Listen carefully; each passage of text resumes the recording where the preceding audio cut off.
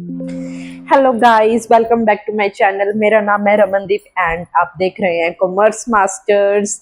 And हमने last lecture में discuss कर रहे थे हम अकाउंटिंग स्टैंडर्ड 6, जिसमें हम स्टडी कर रहे थे डेप्रिसिएशन के बारे में। और डेप्रिसिएशन में हमने स्टडी करा था कि डेप्रिसिएशन अकाउंटिंग क्या होती है, डेप्रिसिएशन का क्या मीनिंग होती है, हम डेप्रिशिएबल अमाउंट को कैसे कैलकुलेट करते हैं और डेप्रिसिएशन अमाउंट क्या होती है। ठीक है, जिसमें हमने स्टडी करा था कौन से एसेट्स पे हम डेप्रिसिएशन कैलकुलेट कर सकते हैं, यानी कि कौन से एसेट्स को हम डेप्रिशिएट कर सकते हैं। ठीक है, फीचर्स ऑफ डेप्रिसिएशन हमने स्टडी करा था, कॉजेज ऑफ डेप्रिसिएशन स्टडी करा था। इस यहाँ पे हमने मतलब इसका एक छोटा सा कह लीजिए कि समरी भी हमने स्टडी करा था डेप्रिसिएशन के ऊपर। और फिर IFRS एंड गैप, हमारा जो इंडियन अकाउंटिंग स्टैंडर्ड 6 है वो क्या कहता है और इंटरनेशनल फाइनेंशियल रिपोर्टिंग स्टैंडर्ड्स क्या कहते हैं डेप्रिसिएशन के बारे में, हमने वो स्टडी करा था।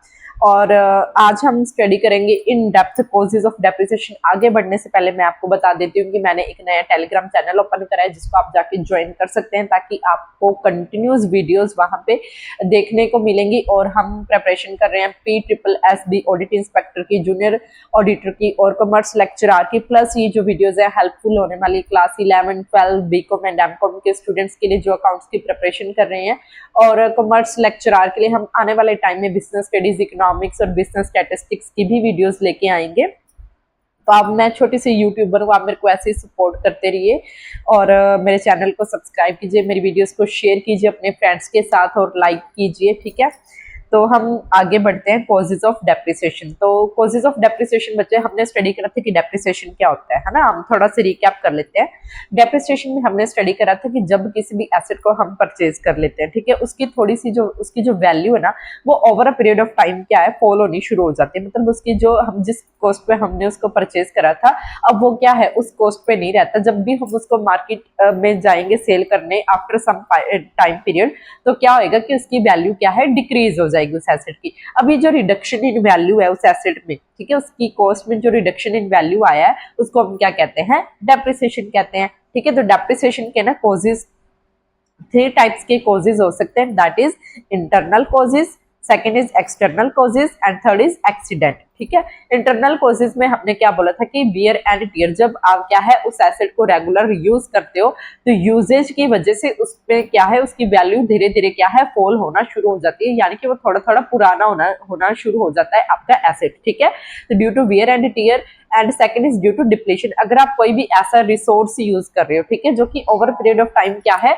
यूज होने के साथ साथ वो क्या है खत्म होता जा रहा है। ठीक है, जैसे कि मैं कह लूं कि आप कोई भी नेचुरल रिसोर्स यूज कर रहे हो, ठीक है, कोई भी नेचुरल रिसोर्स यूज कर रहे हो, जैसे कि फॉर एग्जांपल आप कोल, ठीक है, कोल आपने मान लीजिए आप कोल की माइनिंग कर रहे थे, ठीक है, कोल अभी आपका क्या इन्वेंट्री है, ठीक है, इन्वेंट्री पे तो हम डेप्रिसिएशन नहीं लगा सकते। मान लीजिए आप ऐसी मशीनरी यूज कर रहे थे, ठीक है, जिसमें वो क्या है over a period of time जब आप उसको यूज करोगे, ठीक है, तो वो धीरे धीरे क्या है वो फिनिश हो, जैसे कि ऑयल वेल्स हो गए। ठीक है, ऑयल वेल्स की अगर हम एग्जांपल लें बच्चे, अगर आप ऑयल निकालोगे तो धीरे धीरे ऑयल खत्म तो होगा ना, है ना। ऑयल क्या है आपका नेचुरल रिसोर्स है। अब वो जो वेल्स है उनकी भी तो वैल्यू क्या है डिक्रीज होगी। क्यों डिक्रीज होगी? क्योंकि जो उसमें ऑयल था, जैसे जैसे आप उस ऑयल को निकाल रहे हो वो ऑयल भी खत्म हो रहा है, प्लस वो वेल जिसमें से आप ऑयल निकाल रहे थे, ठीक है, वो भी तो खत्म हो रहा है ना, वो भी तो डिप्लीट हो रहा है। तो इसके लिए वर्ड हम डेप्रिसिएशन की बजाय हम बच्चे वर्ड क्या यूज करते हैं, डिप्लेशन।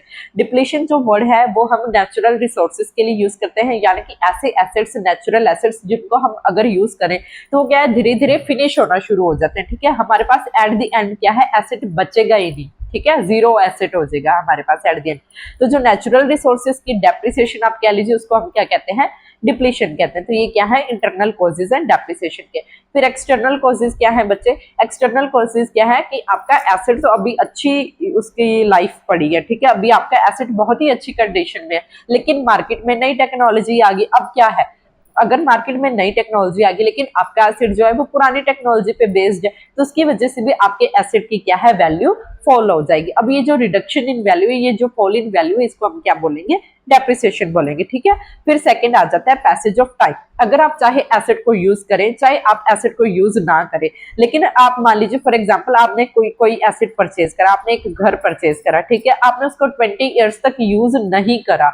आफ्टर 20 ईयर्स क्या है बच्चे, वो घर क्या है वो थोड़ा पुराना नहीं हो जाएगा, ठीक है, चाहे आपने उसको यूज करा चाहे आपने उसको यूज नहीं करा, फिर भी after over a period of time वो घर क्या है आपके लिए पुराना हो जाएगा, ठीक है। तो वो इसकी वजह से उसकी भी वैल्यू क्या हो जाएगी, फॉलो हो जाएगी, ठीक है। तो एक्सटर्नल कॉजेस में क्या हो जाएगा, ऑब्सोलेंस यानी कि चेंज इन टेक्नोलॉजी, एंड दूसरा क्या है, passage of time, after period of time भी आपकी क्या है जो एसेट है उसकी वैल्यू क्या है फॉल हो जाती है, इसको हम क्या कहते हैं, डेप्रिसिएशन कहते हैं। थर्ड इज कि आप एसेट यूज कर रहे थे, ठीक है, उसकी ना ही टेक्नोलॉजी चेंज हुई ना ही अभी ज्यादा टाइम हुआ तो उसको यूज करते हो, लेकिन क्या है एक्सीडेंट हो गया, ठीक है। एसिड को आप प्लांट एंड मशीनरी यूज कर रहे थे, मशीनरी को यूज करते करते मान लीजिए कोई वर्कर उसको यूज कर रहा था तो गलती से क्या है उसने गलत बटन दबा दी, जिसकी वजह से मशीनरी क्या है खराब होगी, आपका मशीनरी का कोई पार्ट टूट गया, ठीक है, एक्सीडेंट हो गया मशीनरी का। अब आपको क्या है वो नया पार्ट लगाना पड़ेगा, जिसकी वजह से अब वो आपकी मशीनरी क्या है पहले जैसा काम नहीं करी, काम तो कर रही है बट पहले जैसा नई जैसा काम नहीं कर रही, तो उसकी वजह से आपकी ये जो मशीनरी इसकी वैल्यू फॉल हो जाएगी, उसको भी हम क्या कहेंगे फिर डेप्रिसिएशन, ठीक है। या फिर परमानेंट फॉल इन वैल्यू, कोई भी मार्केट में ऐसी कंडीशन आ गई या फिर कोई भी ऐसा इवेंट हैपन हुआ जिसकी वजह से आपके एसेट की जो वैल्यू है वो परमानेंटली ही फॉल होगी, ठीक है। जैसे कि फैशनेबल आइटम्स, ठीक है, आप मान लीजिए इंटीरियर डिजाइनर है, ठीक है, उन्होंने कोई घर बनाया, कोई इंटीरियर डिजाइनर था, उन्होंने घर बना के उसको क्या है अंदर से उसकी इंटीरियर डिजाइनिंग करी, ठीक है, लेकिन सडन मान लीजिए अब आफ्टर 1 मंथ क्या हो कि सडन मार्केट में मतलब फैशन में चेंज आ गया कि जिस हिसाब से हमने इंटीरियर में डिजाइनिंग करी थी अब वैसी इंटीरियर डिजाइनिंग नहीं चलती, तो क्या है परमानेंट फॉल इन वैल्यू आ गया, ठीक है। तो उसको हम क्या कहते हैं फिर वो भी क्या है हमारे उस घर की ओवरऑल वैल्यू क्या है फॉल होगी, तो उसको हम क्या बोलेंगे डेप्रिसिएशन। तो हमने अभी स्टडी करा कॉजेस ऑफ डेप्रिसिएशन में इंटरनल एक्सटर्नल और एक्सीडेंट, इंटरनल में आएगा wear and tear, depletion external में आएगा obsolescence that is due to change of technology, passage of time, accident and permanent fall in value. Needs क्या है, हम डेप्रिसिएशन क्यों लगाते हैं, ये हमने पहले भी अच्छे से डिस्कस करा था, आज मैं आपको और डिटेल में बता देती हूँ। डिटर्मिनेशन ऑफ नेट प्रॉफिट और नेट लॉस, ताकि हम अपना ट्रू नेट प्रॉफिट और नेट लॉस क्या है कैलकुलेट कर पाए, ठीक है। अगर आप डेप्रिसिएशन नहीं लगाओगे, डेप्रिसिएशन क्या है आपका नॉन कैश एक्सपेंस है, ठीक है, आपका लॉस तो हो रहा है ना, आपके एसेट की वैल्यू फॉल हो रही है, आपको लॉस तो हो रहा है। अगर आप उस लॉस को रिकॉर्ड नहीं करोगे तो फ्यूचर में जाके आप नया एसेट कैसे परचेज कर पाओगे, है ना। तो आप कहाँ से एकदम से इतनी सारी 20 लाख 30 लाख अमाउंट कलेक्ट करोगे एक नया एसेट परचेज करने के लिए, जब आपका पहले वाला एसेट पूरी तरह से खराब हो जाएगा, पूरी तरह से पुराना हो जाएगा, अब वो यूज में नहीं रहेगा, तो है ना। तो इसलिए हम क्या है डेप्रिसिएशन चार्ज करते हैं as a non cash expense होता है वो, ठीक है। जब हम उसको अपने प्रॉफिट में से कुछ amount in the form of depreciation हम साइड पे सेट करते रहते हैं, ठीक है। तो वो जो फंड्स आप साइड पे क्रिएट कर रहे हो in the form of depreciation, आप उन फंड्स को फ्यूचर में यूटिलाइज करोगे for purchasing of new asset, ठीक है। तो इसकी वजह से भी हमारे क्या है determination of true net profit और नेट लॉस होता है, ठीक है। Showing assets at fair and true value in the balance sheet, फिर हम अपने एसेट्स को क्या है ट्रू एंड फेयर वैल्यू पे दिखाते हैं बैलेंस शीट में। आप जब एसेट वाली साइड पे आप दिखाते हो अपने एसेट्स को, तो जब आप उसमें से डेप्रिसिएशन माइनस करोगे यानी कि आप उसको कहीं ना कहीं जिसकी वैल्यू में फॉल आया आप उसको मतलब सही से करके दिखा रहे हो, ठीक है। तो आपकी जो एसेट साइड पे बैलेंस शीट में आप अपने एसेट्स को उनकी ट्रू पोजीशन पे दिखा रहे हो, आप अपने फाइनेंशियल की जो आपका बिजनेस है आप उसकी ट्रू पोजीशन बता रहे हो, ठीक है। इसलिए भी हमें डेप्रिसिएशन की नीड है लगाने की। Provision for funds for replacement of assets, ये मैंने अभी आपको बताया कि आपके पास एसेट को रिप्लेस करने के लिए आपके पास क्या है फंड्स कलेक्ट हो जाते हैं। Fourth is ascertaining accurate cost of production, जब आप प्रोडक्शन कर रहे हो तो आपको कॉस्ट ऑफ प्रोडक्शन तो कैलकुलेट करनी पड़ती है ना, उसी कॉस्ट ऑफ प्रोडक्शन के बेसिस पे कल को आप किसी भी जो आपने यूनिट्स प्रोड्यूस करी है आप उनका सेलिंग प्राइस क्या, अगर आपके पास कॉस्ट होगी, कॉस्ट पे आप अपना प्रॉफिट ऐड करोगे तभी तो आप सेलिंग प्राइस डिसाइड करोगे ना कि आपको कितना सेलिंग प्राइस आपके प्रोडक्ट का रखना है ना।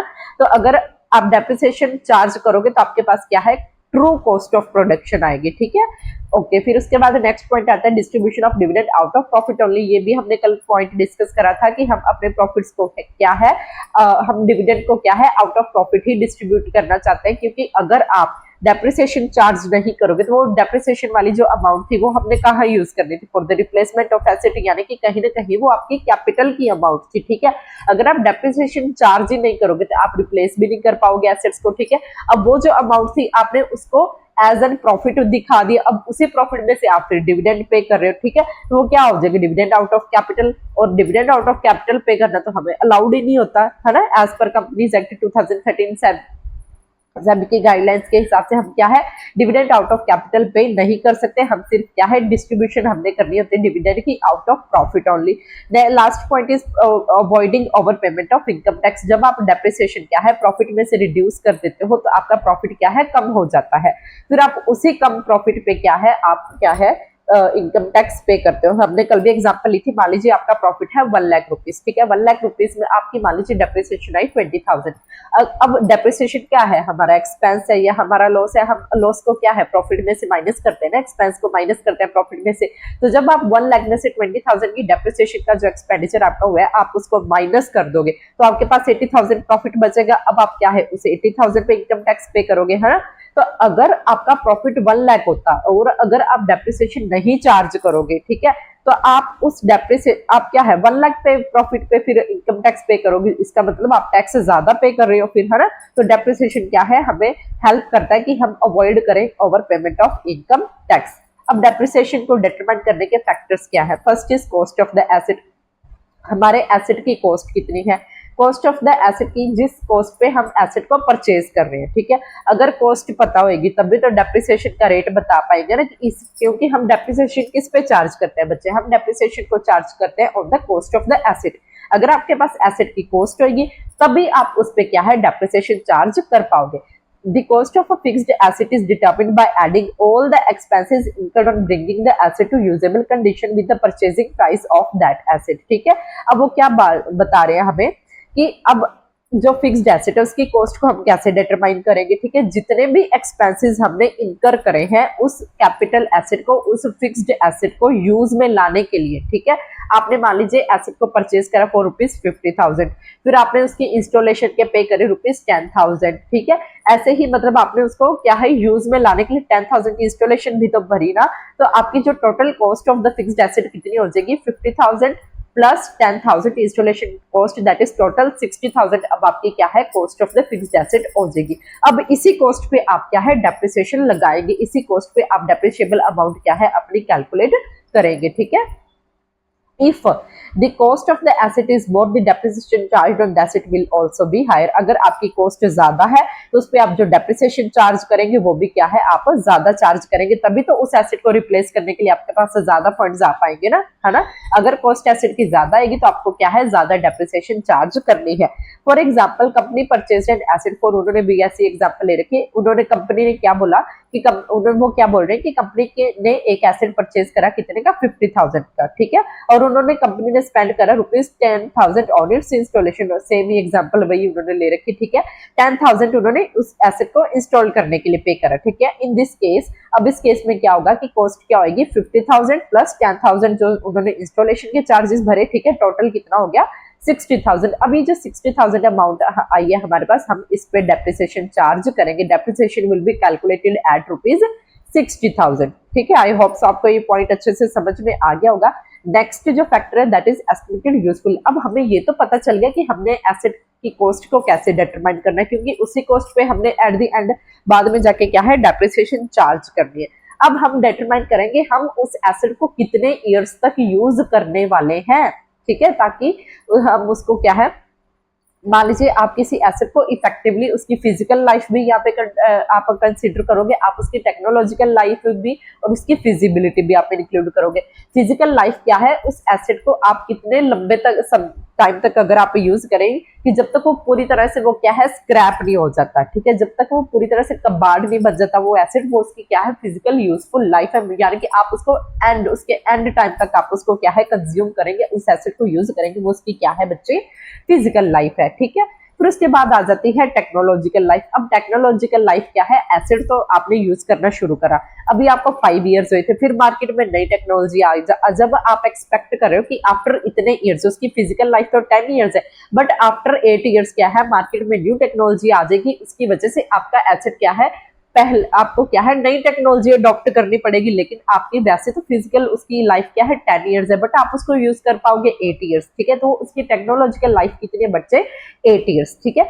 ऐसे ही हमने फिजिकल लाइफ और टेक्नोलॉजिकल लाइफ को एसेट की कंसीडर करना है उसकी, ताकि हम एस्टिमेट कर सकें कि हमारी ऑर्गेनाइजेशन उस एसेट को कितने इयर्स तक यूज कर सकते हैं, ठीक है, उसकी यूजफुल लाइफ क्या होगी उस एसेट की हमारी ऑर्गेनाइजेशन के लिए, ठीक है। तो सेकंड पॉइंट क्या कह रहा है, the number of years for which an asset can be effectively used in the business is called estimated useful life. ये क्या कह रहा है कि द नंबर ऑफ ईयर्स, कितने नंबर ऑफ ईयर्स तक हम उस एसेट को इफेक्टिवली यूज कर सकते हैं अपने बिजनेस के पर्पस के लिए, उसको हम क्या कहते हैं, estimated useful life. A machine having more number of useful years will have less yearly। अगर उसकी यूजफुल लाइफ एसेट की ज्यादा है तो उसका जो रेट ऑफ डेप्रिसिएशन होगा बच्चे वो क्या होगा, कम होगा। अगर उसकी यूजफुल लाइफ कम है तो आपको क्या है, रेट ऑफ डेप्रिसिएशन क्या है, ज्यादा चार्ज करना पड़ेगा, क्योंकि आपको जल्दी से जल्दी क्या है, उस एसेट को रिप्लेस करने के लिए आपको क्या है, अमाउंट इकट्ठी करनी पड़ेगी in the form of depreciation. ठीक है, तो यानी कि अगर कॉस्ट ऑफ द एसेट ज्यादा है तो आप डेप्रिसिएशन क्या है, ज्यादा चार्ज करेंगे। अगर कॉस्ट ऑफ द एसेट कम है तो आप क्या है, डेप्रिसिएशन कम चार्ज करेंगे। अगर एस्टिमेटेड यूजफुल लाइफ ज्यादा तो आप डेप्रिसिएशन कम चार्ज करेंगे। अगर एस्टिमेटेड यूजफुल लाइफ कम है तो आप क्या है, डेप्रिसिएशन ज्यादा चार्ज करेंगे। ठीक है, ऐसे क्वेश्चंस आपको एग्जाम्स में एमसीक्यूज की फॉर्म में देखने को मिल सकते हैं। तो ये छोटे छोटे कंसेप्ट्स हैं जो हम स्टडी नहीं करते, हम कहते हैं कि ये तो बड़ा इजी सा टॉपिक है, इसको पढ़ने की कोई जरूरत नहीं। बच्चे आप पढ़ के जाया करिए, हर एक टॉपिक में कुछ ना कुछ नया जरूर होता है। जैसे अभी ये नया पॉइंट है कि कॉस्ट ऑफ एसेट अगर ज्यादा होगी तो डेप्रिसिएशन रेट ज्यादा होएगा, है ना। अगर कॉस्ट ऑफ एसेट कम है तो डेप्रिसिएशन रेट कम होएगा। ऐसे अगर एस्टिमेटेड यूजफुल लाइफ ज्यादा तो डेप्रिसिएशन कम होएगी, अगर कम है यूजफुल लाइफ तो डेप्रिसिएशन रेट ज्यादा होएगा, है ना। तो ये क्या है, आपको ये एमसीक्यूज यहाँ से ऑब्जेक्टिव टाइप क्वेश्चंस क्या है, इजी है, बन के आ सकते हैं, लेकिन एग्जाम में जाके हम फिर कंफ्यूज हो जाते हैं क्योंकि हमने टॉपिक को अच्छे से पढ़ा नहीं होता है। ठीक है, तो थर्ड पॉइंट क्या है बच्चे, एस्टिमेटेड स्क्रैप वैल्यू। अब स्क्रैप वैल्यू क्या होती है, जब आपने एसेट को अच्छे तरह से यूज कर लिया, अब उस एसेट की आपकी ऑर्गेनाइजेशन में जरूरत नहीं है, आप उस एसेट को जब मार्केट में जाके बेचोगे तो उसकी जो एंड वैल्यू आपके पास आएगी वो क्या होती है बच्चे, स्क्रैप वैल्यू होती है। ठीक है, scrap value is the net realisable value of an asset at the end of its effective life. यानी कि आपने जितने ईयर्स तक उस एसेट को यूज करना था आपने कर लिया, अब आप उस एसेट की लाइफ की एंड पे आ गए, उसको बेचने के बाद जो आपको अमाउंट रिसीव होगी उसको हम क्या बोलते हैं, स्क्रैप वैल्यू भी कहते हैं। It is also known as residual value. इसे स्क्रैप वैल्यू को क्या है, हम रेजिडुअल वैल्यू या फिर ब्रेकअप वैल्यू भी कहते हैं। It is deducted from the total cost of the asset at the time of calculating depreciation. ये क्या कह रहे हैं कि जब भी आप डेप्रिसिएशन को कैलकुलेट करोगे, जो उसकी total cost of the asset होगी उसमें से आप ये क्या है, स्क्रैप वैल्यू को माइनस करेंगे, फिर उसको आप डिवाइड कर देंगे estimated useful life of the asset के साथ, फिर वो आपके पास क्या आ जाएगा, डेप्रिसिएशन की अमाउंट आ जाएगी। ठीक है, तो मैं आपको ज्यादा कंफ्यूज नहीं करना चाहती। ठीक है, आज हमने स्टडी करा कॉजेज ऑफ डेप्रिसिएशन, फिर हमने बोला नीड्स क्या है डेप्रिसिएशन को, डेप्रिसिएशन की फैक्टर्स क्या है। नेक्स्ट लेक्चर में हम स्टडी करेंगे डेप्रिसिएशन की जर्नल एंट्रीज। ठीक है, कि आप डेप्रिसिएशन को कैसे चार्ज करेंगे, उसकी ये हम जर्नल एंट्रीज है ये हम स्टडी करेंगे।